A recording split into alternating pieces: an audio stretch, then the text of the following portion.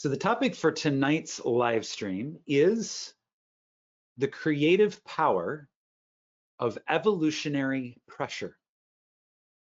The creative power of evolutionary pressure.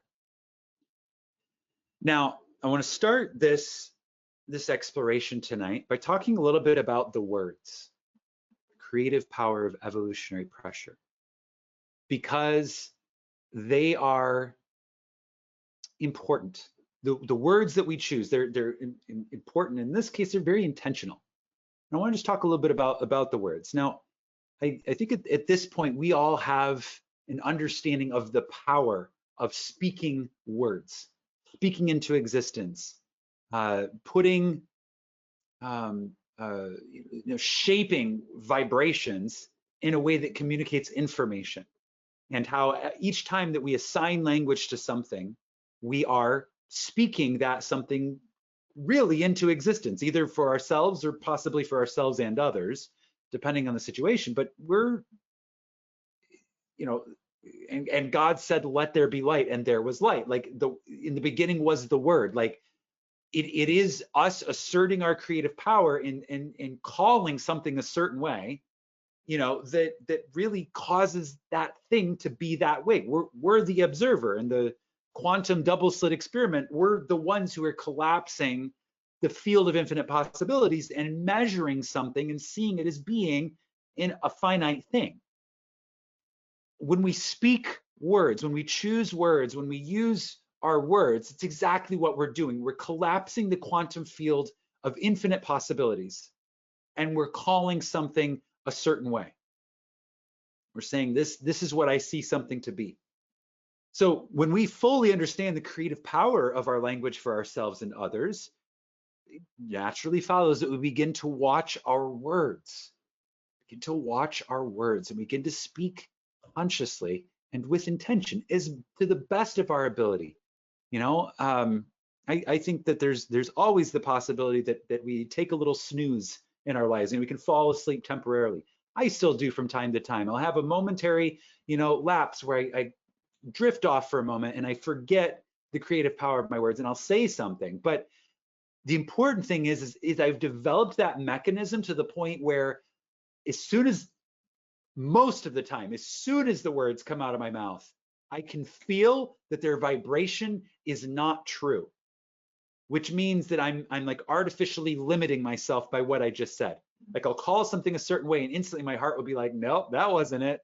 Whatever you just said is not true. You just lied. You just spoke a mistruth.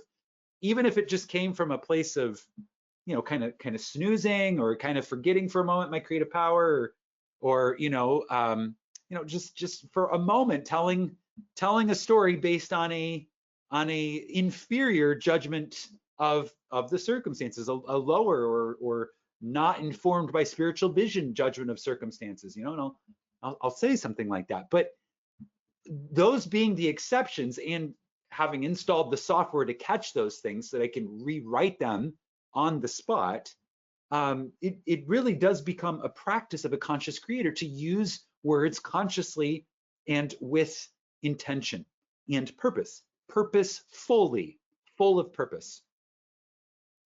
So I say all of that to say that we're going to start this exploration by talking just about the words. So let's talk about the words evolutionary pressure. Evolutionary pressure. So I use the term evolutionary pressure to describe what a lot of other people might use words like hardship, obstacles, challenges, hard times, resistance, turbulent times, uncertain times. Just there's a lot of things that people will use words like that, like something's difficult or hard or challenging, right? And in all of those words convey a very specific type of energy. And as I was kind of going through my journey of becoming more aware of the creative power of my words, I would find myself realizing that some of the words I was using to describe situations in my life were outdated. They weren't in line. Not that I didn't want to still speak truthfully about my experience. Really, I did want to speak truthfully about my experience, and I found that the words I was using previously, like hardship or challenge or resistance or whatever like that, they just didn't fit, because those are old words for a new way of being. So those old words are the old man's vocabulary. We got rid of the old man, so we need new words for the new man's vocabulary. So I adopted this term, evolutionary pressure. So there's this idea that necessity is the mother of invention. Maybe you've heard this before. Necessity is the mother of invention, meaning that when we need something and it's critically important to our lives, that's, in the question is also the answer. So with the need is also the solution, or with the problem in lies the solution. So until I need to, really accomplish something, like it's probably not just going to happen randomly. Like there has to be kind of like this invitation or this inspiration to think in a new way before a new solution will be built. So this idea of evolutionary pressure, it's like, and necessity being the mother of invention, it's like we're in a situation as humans, just thinking broadly, broad spectrum of the human experience. We're in a situation where we are here to learn about ourselves. We're here to learn about ourselves. We're here to experience ourselves. It says God is a God of experience. God is known through experience. And another way I've heard this saying is, you are the universe experiencing itself.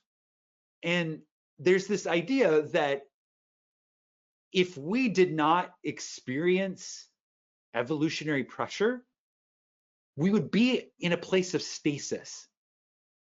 If we to use another analogy, if the mother bird never pushed the baby birds out of the nest, they might grow up and live an entire life never knowing that they had wings and were able to fly. That mother taking that act of pushing the birds out of the nest is an act of evolutionary pressure. It's this pressure that forces them to make the leap, to make the jump, to become something further than they were the moment before that evolutionary pressure arrived. So when I look at the human story, like the royal human story, so like if we look at humanity as a whole, meaning every person that's ever lived and ever will live, all being part of like one human story, like when we look at that, and you kind of, I would say I believe in circular time, but for this analogy, I'm going to kind of talk about it almost like it's a linear thing. But if hopefully you'll understand that I'm using it for the sake of illustration. So if you look back across the history of humanity, it is a story of evolution of consciousness.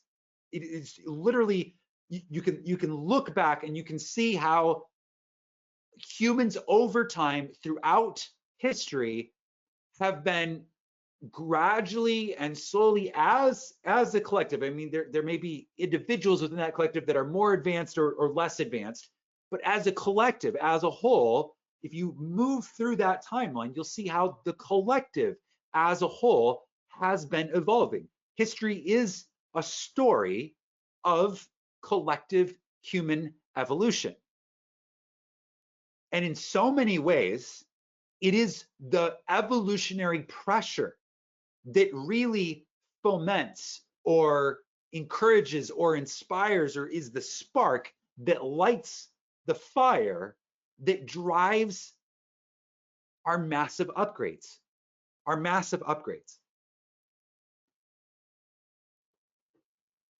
there's so many examples. If you look at the whole of the human story, so many examples of evolutionary pressure. And I think perhaps the most important thing to understand is that evolutionary pressure is always, always a good thing.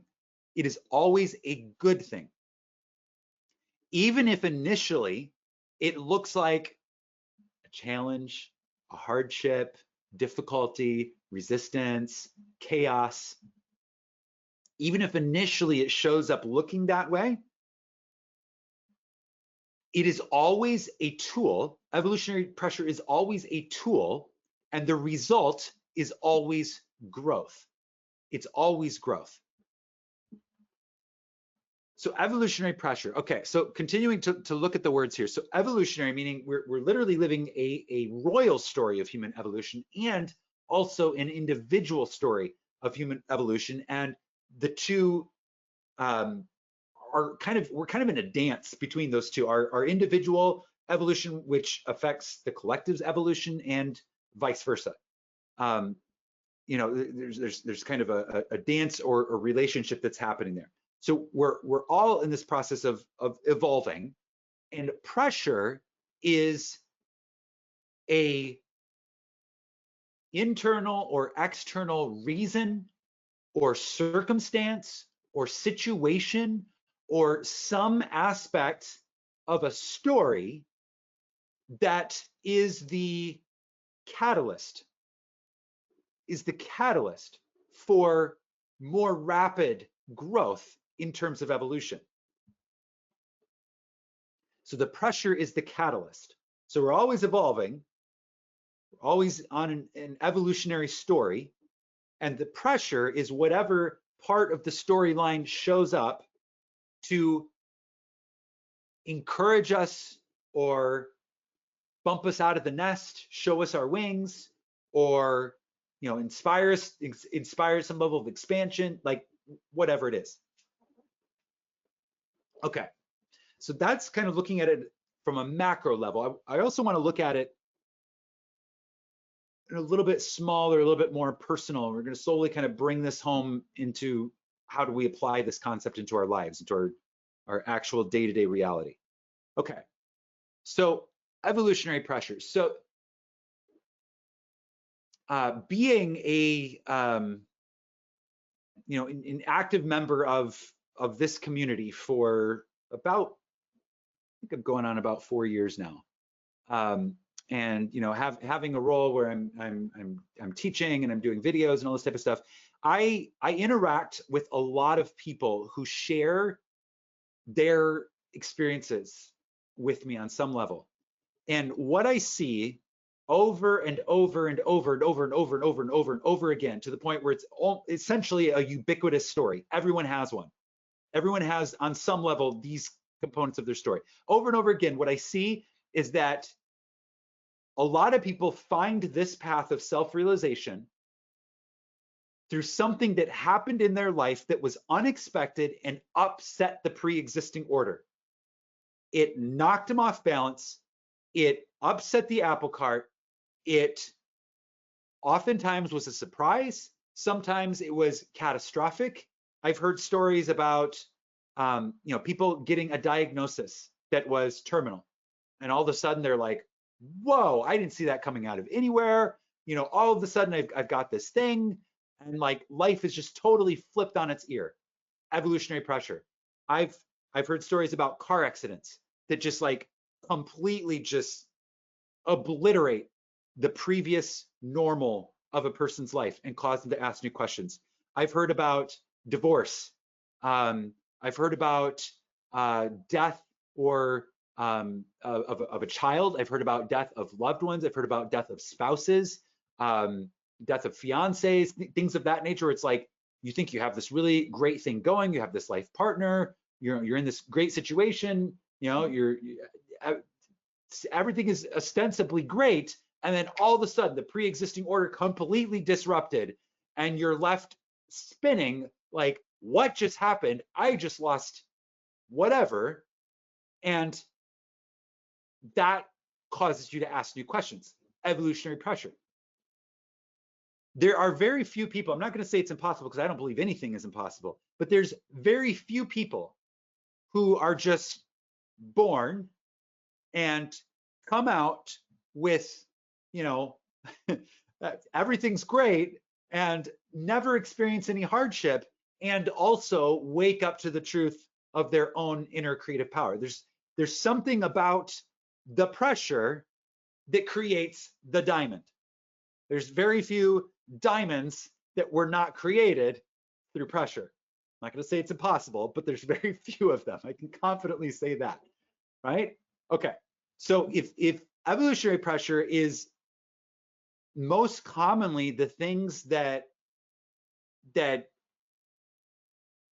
it's like one of the most common mechanisms or common tools that really provokes us to make a change, to make some sort of change, because the pre-existing paradigm no longer fits.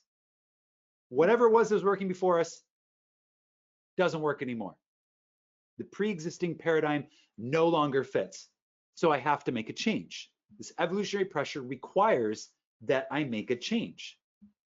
And that's where the first part of tonight's title comes in, the creative power of evolutionary pressure.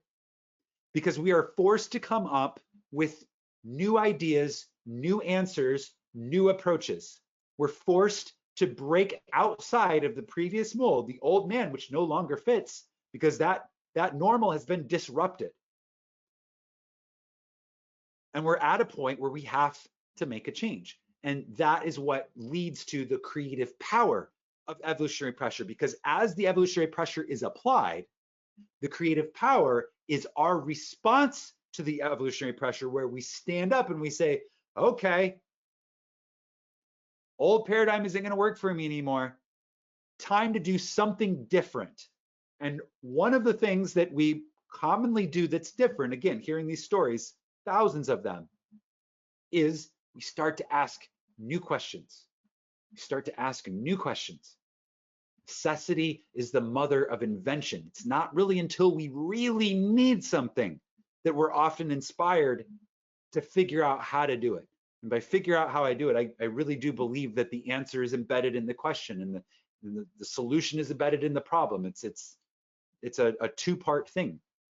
So really, it's about, am I going to ask the new question? Am I going to, am I going to take that step and exceed my previous boundaries and see something new? Am I going to do that?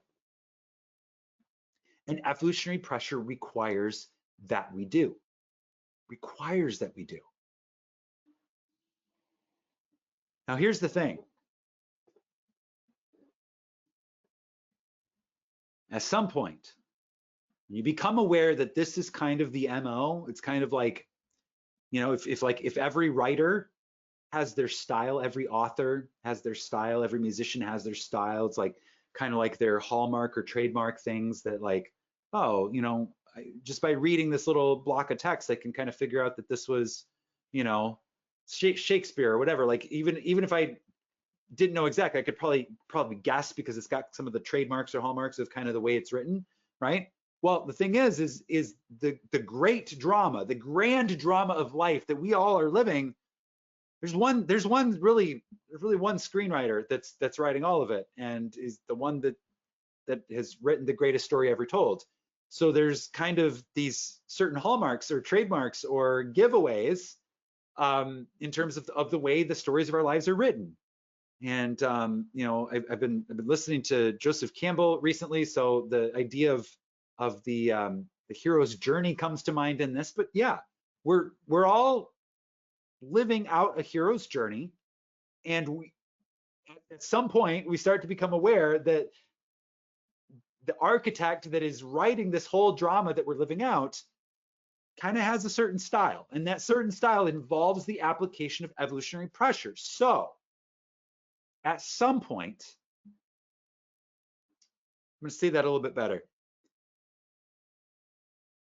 It involves the application of evolutionary pressure, meaning that it involves the use of often surprising or unexpected events that upset the pre-existing balance or order as a plot tool. It's the twist. The architect of the universe who writes all of these stories that we're all living out as humanity loves the plot twist, loves to just whip the rug right out from people and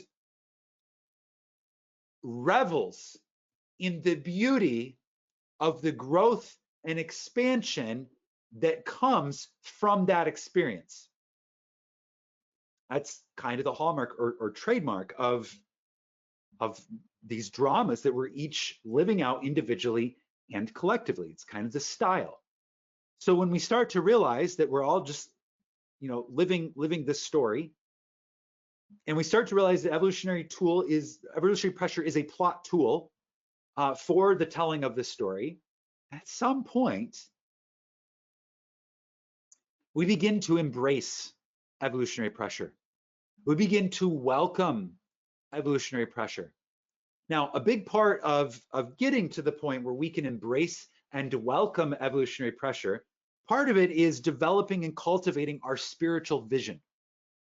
Because our spiritual vision, the clear seeing of the mystic who understands that I am the cause, our spiritual vision helps us see past the initial circumstances, helps us see beyond the initial circumstances, meaning that our spiritual vision is that still small voice in the back of our consciousness that when the rug is swept out from under us and all of a sudden some sort of unexpected event happens and we're facing a different problem or apparent loss of something or whatever it is, it's like, whoa, where did that come from?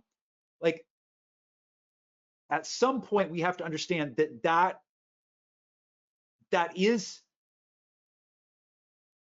a tool, and we are embracing that and using our spiritual vision. We're able to see it for what it is, and also see that even if we don't consciously comprehend the exact details of the unfolding yet, our spiritual vision at least knows that there is an unfolding taking place, and that ultimately this event will be in my favor, even if initially I don't see how that could be the case. My spiritual vision, which is the higher seeing, the clear seeing of the mystic who sees that I am the cause, knows that the outcome of this will be for the higher good. It will be. Even if it's not immediately apparent how that will be the case, the spiritual vision allows us to see that. So part of getting to the point where we can embrace evolutionary pressure is developing and cultivating our spiritual vision, that knowing and that seeing. And part of how we do that, and this is where we get into some of the more practical real world application of like, how does this work? Part of how we do that is by sitting with our own personal body of experiences. If you haven't done this, this is a great reflection exercise, great opportunity to kind of look back across your life and kind of build that body of personal experiences. But basically the idea is you look back at your life and you look at something that was an extreme demonstration of evolutionary pressure. It was the year that you had a huge financial loss. It was the year that you had a divorce. It was the year that you lost a job unexpectedly. It was the year that you faced a tremendous illness, or you lost a parent or a friend to an illness or something like that. Like, you look back at those situations that were really, really intense. And you ask, it comes from the spirit of curiosity and wonder. I wonder,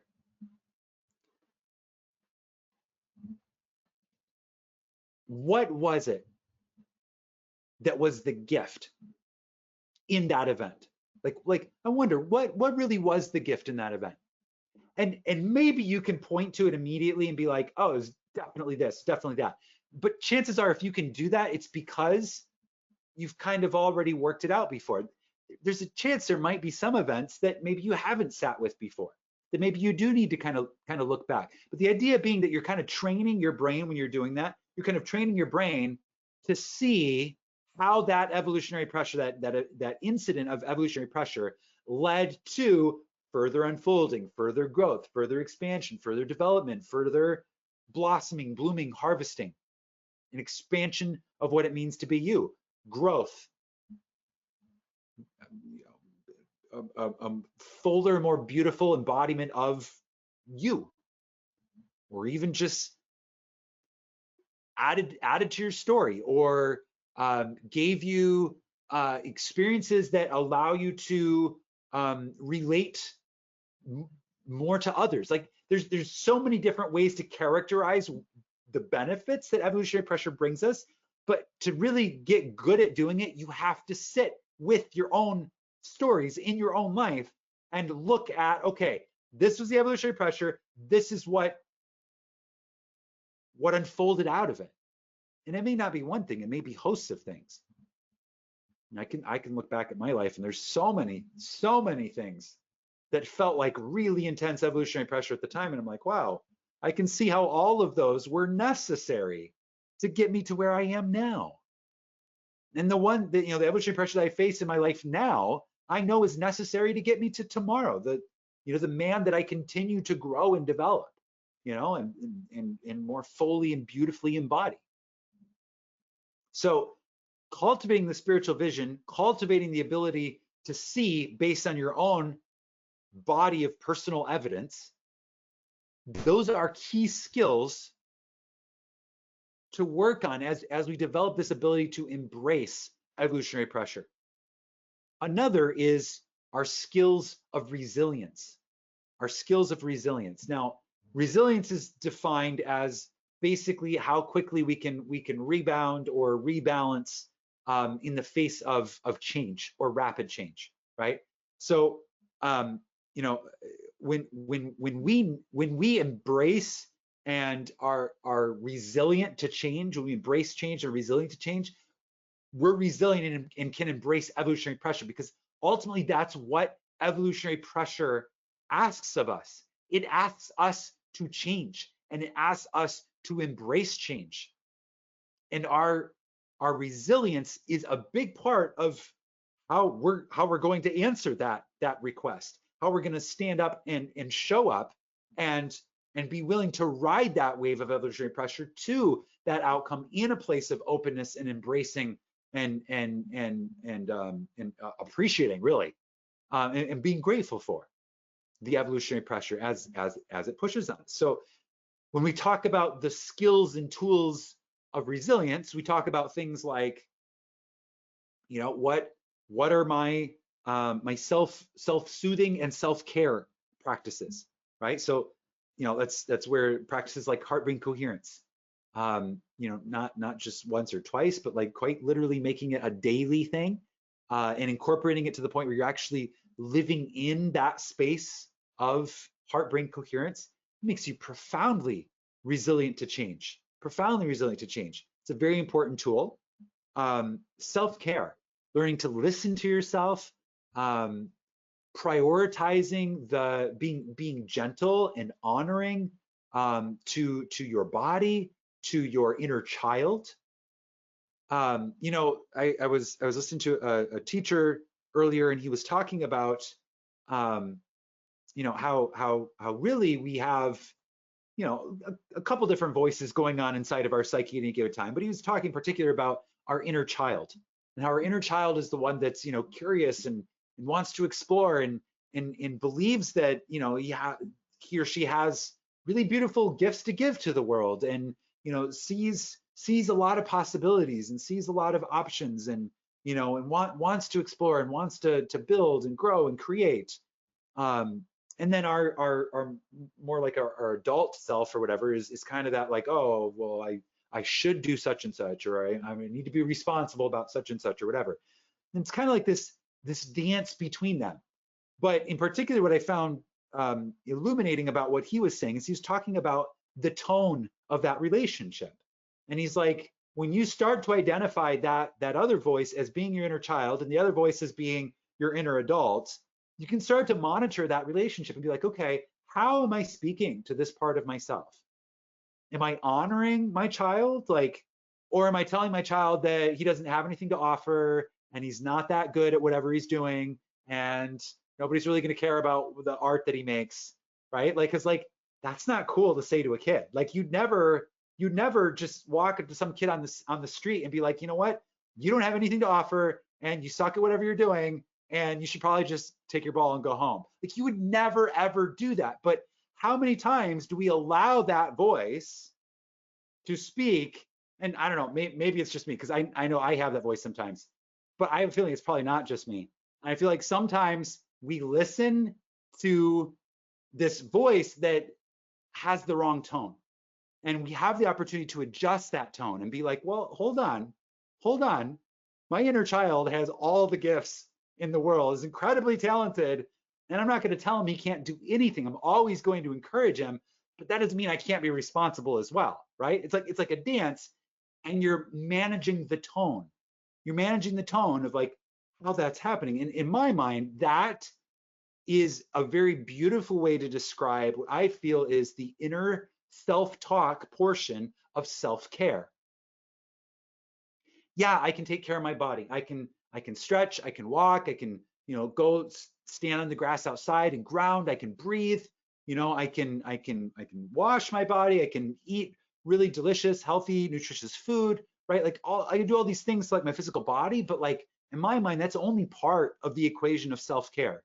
And the other part is like, how am I treating my inner world? Like, is my inner world beautiful? What thoughts am I allowing myself to think? What's the tone of that conversation between, my inner child and my inner adult? Like, where is that relationship? What in my mind, self-care encompasses all of these things. And when our self-care game is being played to a level of, I would say a high level of competency, right? Like when we value this to the point where like I'm gonna get good at self-care. Like I'm gonna get good at it. I'm gonna get good at honoring and respecting my inner and outer bodies. So like my inner mental body, my outer physical body. Like, I'm gonna get good at this. This is something I'm gonna excel at. Like when we prioritize that, when we play that game to a high level of performance, that is going to dramatically enhance our ability to be resilient and inspire us to embrace evolutionary pressure. Now, here's why evolutionary pressure is so important. If we remain in stasis, if we don't experience evolutionary pressure, we don't grow. It's like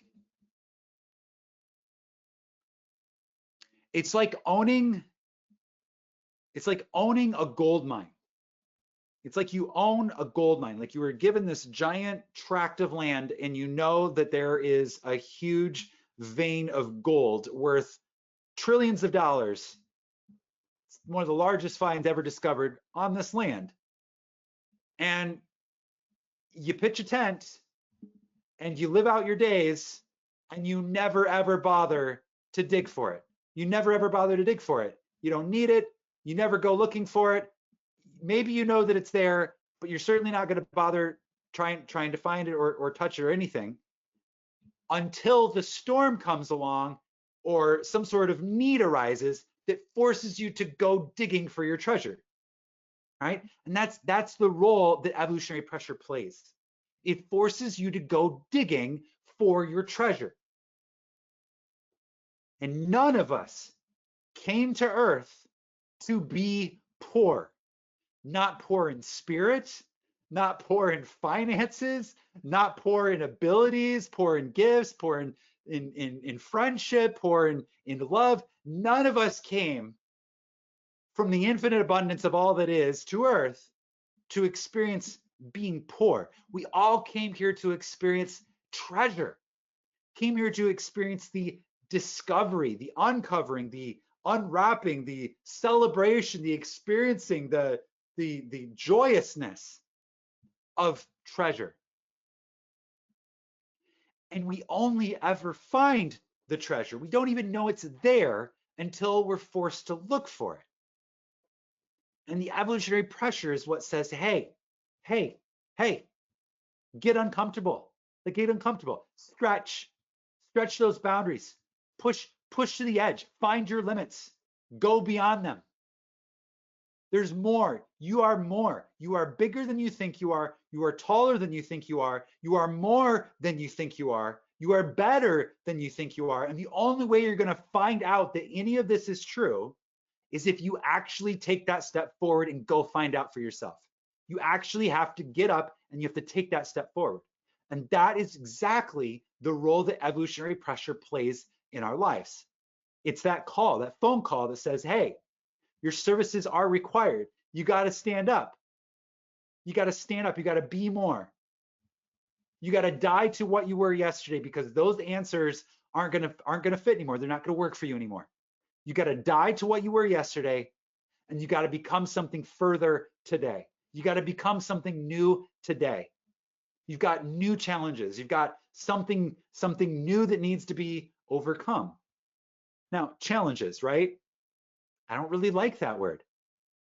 Evolutionary pressure. Again, evolutionary pressure is a word that I like to substitute in the place of challenges. Because that's really all it ever is. It's an invitation to go further, an invitation to expand. It's that provocation, shakes the cage a little bit, upends the pre-existing order, says, hey, it's time to grow. And the creative power is our response to the evolutionary pressure. Now, Neville talks about using the law to cushion the blows of life. He doesn't say use the law to enter a space of profound stasis. He doesn't say use the law to get really, really, really comfortable, the fat cat up on the hill, and never go anywhere and never do anything and never be anything and never stretch, never bother to leave the couch. That's not what he says to do. I'm not saying you can't do that. You can do whatever you want. But I am saying that if you try to do that, I believe there's a bigger story at play. And I believe that at this point, if you tried to do that, evolutionary pressure would come along and upset your pre-existing order and bump you out of your comfort zone and, in a manner of speaking, force you to grow. Now, the whole idea is not to stop growing, not to so treasure our comfort that we refuse to grow. That is never the idea. The idea is always to embrace the opportunity to grow and to become comfortable in the stretch, comfortable in the growth, comfortable being uncomfortable. I'm reminded of my yoga teacher.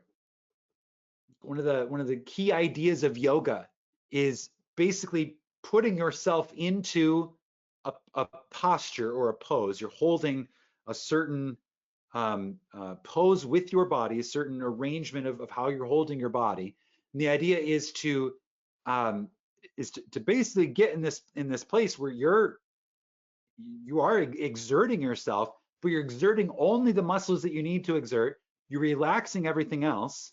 And the whole idea is that you breathe steadily the entire time. In fact, I have a yoga teacher. If you stop, like if you start to breathe too heavy, she'll tell you to get out of the posture.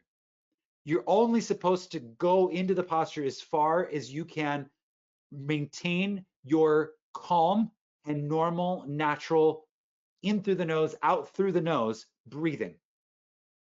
And the idea behind that is to find that space, find that comfort in the place of discomfort, because you're stretching, you're holding, you're in some sort of posture, your muscles are being exerted, but you're holding that comfort, that relaxation, that steady breath within the stretch, within the exertion, within the action, whatever it is.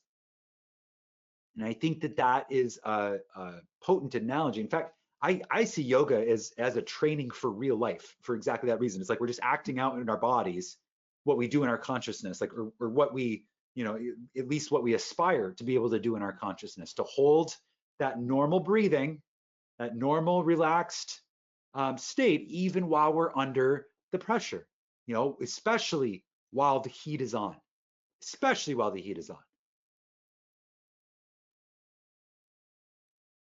So the idea is that the evolutionary pressure forces us to ask new questions. And when we ask the new questions, we find new answers. And each of the answers that we find is a further unfolding of the treasure within us, the treasure that we are. So we are finding and we are discovering more of our own inner beauty, the intricacies of our own inner beauty as we experience these things, as we experience evolutionary pressure, as we respond to the so-called pressures or circumstances of our world. That's the basic idea here. And the idea is that we can learn to embrace these things that happen in our world through a couple of these exercises. This idea of going back and looking over our own personal body of evidence. Yeah, it helps to have stories from other people, sure, but there is no substitute for being able to look back at your own life story and be like, look, I don't have to ask anybody else how this works. I see how it works. I see how this evolutionary pressure has led me to where I am now, or led to this breakthrough, or led to that breakthrough. Another one is developing the tools of self-care. We talked about how that includes both the internal worlds and the internal mental worlds and the external physical body. We talked about this idea of resilience, this idea of having spiritual vision, of being able to look ahead and look past and through the circumstances that appear to be, you know, intense or pressureful, hot, and see, hey, I know, even if I can't see exactly how right now, I know that this is a bridge of incidents to my growth. It is more treasure arriving in my life. That is the nature of evolutionary pressure. And of course, we can bring it full circle in a manner of speaking. We can talk about what is happening right now. We can talk about what is happening right now on planet Earth. How appropriate. We can talk about what is happening right now on planet Earth. You know, I was on a call with my dad and his wife yesterday. And my dad is remarried now, and his wife is or was a school teacher. And so she was sharing a little bit about how, you know, she has contacts in the school systems and all this type of stuff. She was sharing a little bit about how what has been happening has been evolving the nature of school and how a lot of things are being rethought. And she said, you know, our education system has been out of date for a long time. And she said, it really looks like this circumstance, this situation is the perfect excuse to basically just go back to the drawing board and rewrite, redefine what schooling is for American children. And I said, you know, what's interesting is that you could take that word schooling, like this is our opportunity to go back and rewrite and redefine what schooling is for American children. I was like, really? You could say that about literally anything right now. Right now, you could say that about literally anything. You could say, now is pretty much the perfect time to go back and rewrite and redefine completely our idea of politics, government, finance, the economy, how we do commerce, right? How we buy and sell what we need, jobs, manufacturing, where we get our things from, how we treat the earth, how we treat others, communities, events, gathering, how we spend our money. The list goes on and on and on. We are living in a time where literally every single aspect of modern day society can be rewritten and can be redefined. And those conversations are happening right now. And it is evolutionary pressure. Like we've In my lifetime, because I think World War II was probably a similar level of global evolutionary pressure, but since World War II, or at least in my lifetime, we haven't had evolutionary pressure like what we're having right now on planet Earth in human civilization. We just haven't. And it's happening right now. And it's opening up the opportunity to rewrite literally everything. And that's exactly why I'm bringing you this message tonight, because it is people like us who lead with our imaginal pictures. We lead with us living in the end, because Neville says over and over again that unimaginative men and women everywhere are constantly falling under the enchantments of imaginary men and women who imagine consciously and with intention and with love, who are guided by their spiritual vision, who are guided by their true remembering of their true inheritance of who they truly are. When they imagine wisely and they imagine lovingly on behalf of themselves and others, we are literally directing the flow of the outpicturing of all of these questions that are being asked in a new way, unlike they've ever been asked before. And we, in so many ways, when we stand up and we accept this inheritance, because that's what it is, it's riches, it's wealth. When we stand up and we accept this inheritance, we walk in with our chins up, our heads raised into the kingdom, and we say, all right, I'm here. I know what I want. I'm asking for it. I'm not even asking for it as though it's something outside of myself, but I'm asking for it from the Father in me, which means I'm appropriating it. I'm appropriating my vision of the future. When we have the courage and the boldness to do that, when we can stand tall and completely ignore all the people crying about what was, complaining about what was, pointing at what's burning right now, we can completely shut off all of that and say, this is the evolutionary pressure all of us have been waiting for, and you either see it or you don't. And us seeing it, us having the skills to embrace it, we get to write what's next. We get to write it because they are falling under our enchantments. We get to write it.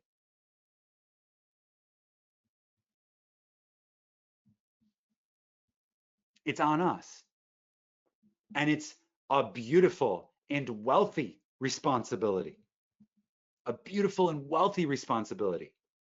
But we have to see this for what it is. We have to see this for what it is. We have to see it for the opportunity that it is. We have to embrace it. We have to say, I was born for a time exactly like this. For such a time as this. That is why I'm here. That is exactly why I am here, for a time exactly like this.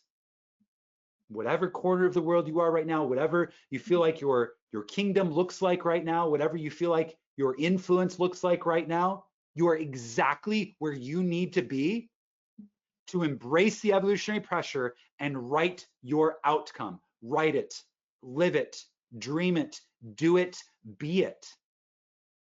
Boldly assert, appropriate. Don't be among the onlookers, the ones pointing, oh, look at the burning building. Oh, look, now the stairs are on fire. Oh, look, now the car's on fire. Don't be transfixed by the evidence of the senses. Use your spiritual vision. See what's beyond that burning building. See the phoenix rising from the ashes. See the new world that's being built on the other side. Be a part of that. Actively construct in it. Go to work in your imagination. What would the feeling be like? What would the feeling be like? I was talking to a friend of mine who is a naturalized citizen of the United States. He was not born in the United States. I was talking to him the other day and he said, honestly, dude, he said, I am so grateful to be living in America. He's like, as far as I'm concerned, everyone who's living in America, and this, he's like, as far as I'm concerned, everyone who's living in America should wake up every morning and basically say the Pledge of Allegiance, just as like honor and appreciation and gratitude for being in America. He's like, just the mere fact that we're in America already puts us in the 1%. And that's just him reflecting on what he knows to be true based on where he was born and where he lives now. But you know what his comment did for me? is it planted into my brain. I was like, you know what? For way too long, I have accepted the fact that our country is what previously I would use the words shit show. That's how I would describe the United States. But we started this conversation talking about the importance of our language. So when I look at the United States of America and I say the United States of America is a shit show, I am God decreeing that the United States of America is a shit show. And that goes for everything else that I speak into existence too. So I changed the story. And in my mind, I started thinking, and this is, I'm rewriting 30 years of programming here. So it's a, slowly but surely type thing. In my mind, I'm starting to imagine, what would the feeling be like if America was everything that its founding fathers dreamed it could be? What would the feeling be like? What would that feeling be like? What if I woke up and I knew that we were living not in a prideful way, but like in a I'm proud of our growth way, living in the best country on the planet. And I'm using some of this just colloquially because I don't really believe in one country being better than the others, but I trust that you're getting the vibe of what I'm saying. What would the feeling be like if we were proud to be a part of this country, if we were proud of our political system, if our leaders were honorable and kind and loving and treated each other as such? What would that feeling be like? Why not live in that? Why not live in that? If we truly believe that we can write the future in our imagination by feeling it real, why not feel that real? Why not feel that real? Not that we're erasing evil from the planet. I don't believe that it's really even possible to do that, but it doesn't mean that we cannot write a different script. We cannot write a different story, write a new conversation. I believe we have every opportunity to do so. And we can't wait on those people who don't necessarily have spiritual vision, who don't necessarily have any of the tools that we have, who don't necessarily even know about the creative power of imagination. We can't wait on them to do it for us. We have to be those leaders. We are here for such a time as this. We have to believe in the future. Believe it in. So Neville said the founding fathers didn't believe in the future, they believed it in. And we are the ancestors. We are the ancestors, you and I, Adam, Carrie, Jeanette, Andreza, Kylie, Wayne, Kajal, Julene, Anush, Taria. We are the ancestors. We are the founding fathers and the founding mothers. We must believe it in. We must. It's exactly why we are here. We are the ancestors.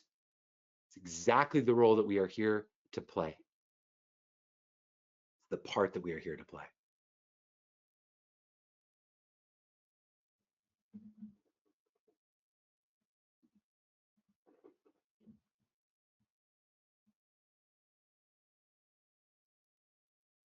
Is your garden feeling watered?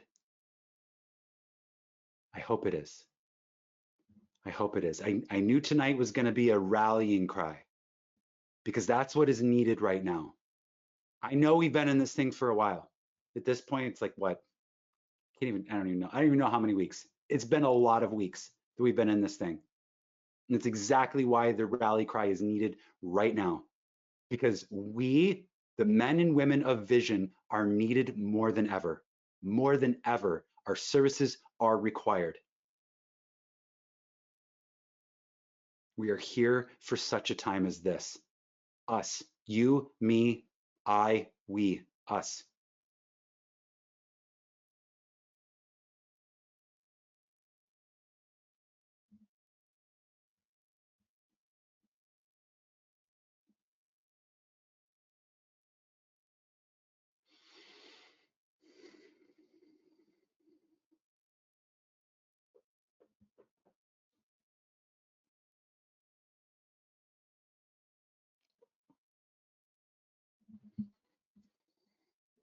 All right, I'm going to go through your comments.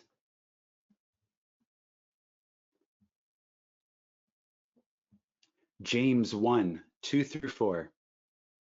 Consider it pure joy, my brothers and sisters, whenever you face trials of many kinds, because you know that the testing of your faith produces perseverance. Let perseverance finish its work so that you may be mature and complete, not lacking in anything.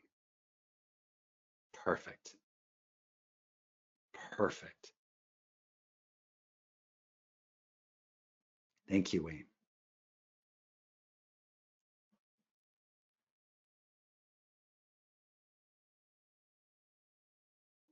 The role of evolutionary pressure, get uncomfortable. Yeah, I know. And also treasure. That's what it is, treasure. It is treasure.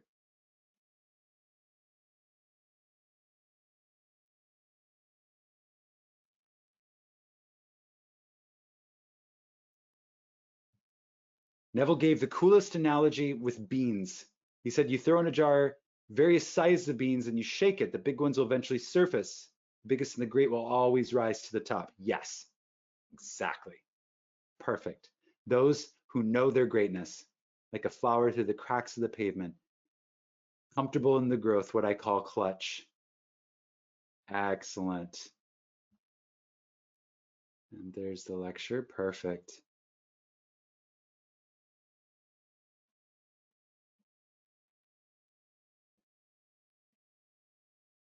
This is holy ground because I stand upon it. Yes. Yes. Isn't it wonderful?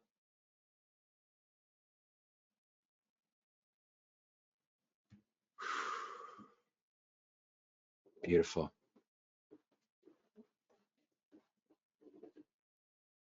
The creative power of evolutionary pressure. This is how we become more than what we were yesterday. We must die daily, as the prophet said, I die daily, meaning we shed our former skin. Shed it, we outgrow it. Become something new, become something further, something expanded.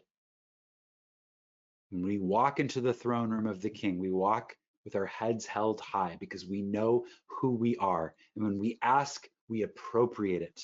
We ask through feeling it real. What would the feeling be like? What would the feeling be like? If you look out at the world and you see injustice, close your eyes and think, what would the feeling be like if I saw justice? What would the feeling be like? My one more thought about my friend's comment about, that kind of triggered this idea of like, man, I've just kind of somehow lazily accepted that that my country is a certain way, or that the politics of my country are a certain way, or whatever. I'm like, wait a second, I'm let my guard down on that, but no more. Like, let's rethink this. What would the feeling be like? Now, one more thing about that is, it's like, how do we even know what we're aiming for unless we take the time to feel for it? Like, would we even know it when we saw it? Would we even know it that when we saw it if we haven't taken the time to like really look at it?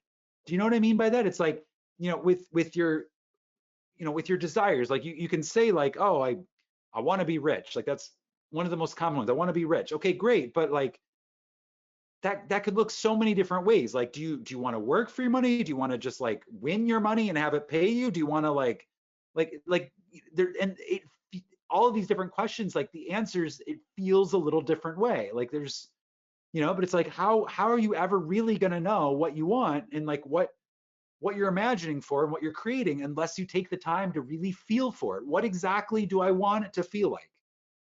And so it's like that same question is kind of applied to this. It's like, well, shoot, I've gotten so used to accepting my country for what it appears to be in terms of so-called facts, like I haven't even really taken that moment to like, until this new question, to like really think about like, what kind of country would I want to live in? Like, how would I want my government to be organized? How would I want my politicians to talk to each other and others? Like, what would I want the common political discourse to be? Like, what would I want elections to look like? Like, how would I, like can I imagine like something completely different and like get a feel for what that might be? And then can I rest in the knowing that I have created that in my imagination and just let the bridge work its path. Let the people fall under the enchantments. Let it begin to outpicture and bring back evidence in my life. If I believe I can use this to create a job, to find a partner, to find my keys, right? Like if I believe in the power for that, why can't I believe in the power for sculpting a nation, sculpting my experience of a nation?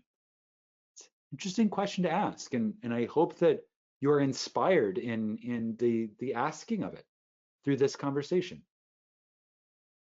Death is every day and resurrection is every day. Adam, great point. Resurrection is every day. Constantly resurrecting the new man, asking the new questions.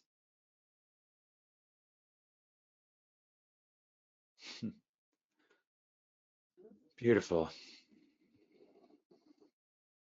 All right, my friends.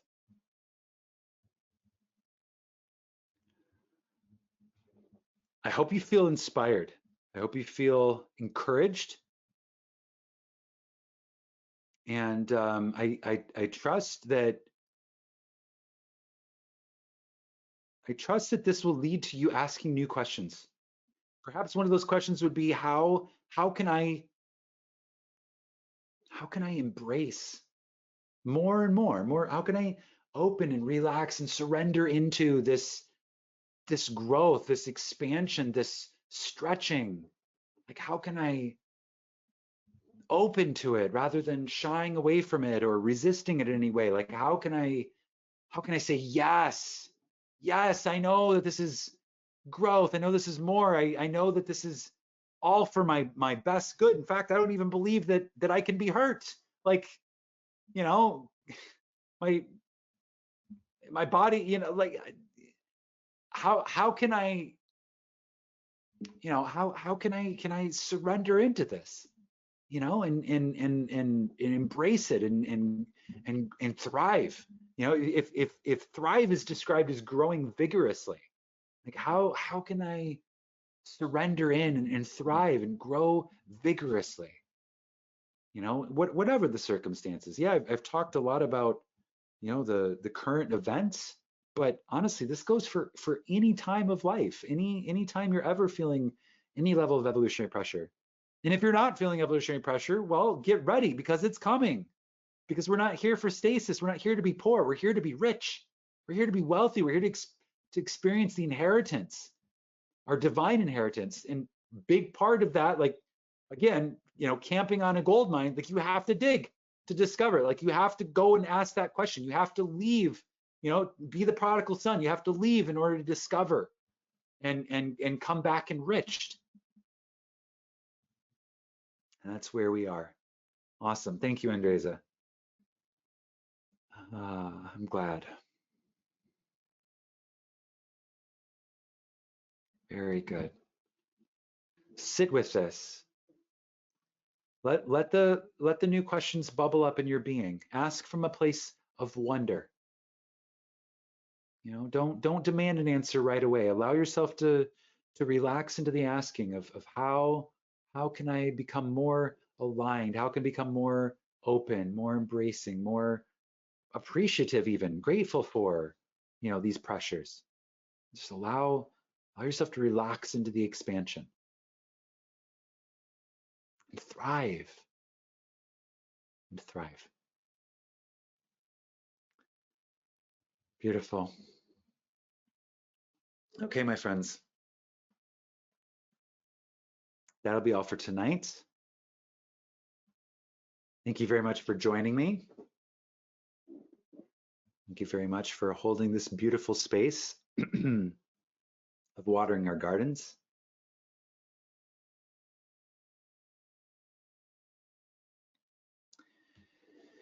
I'm imagining each of you as well. I'm imagining each of you is thriving, growing, and I continue to see that for all of you as well.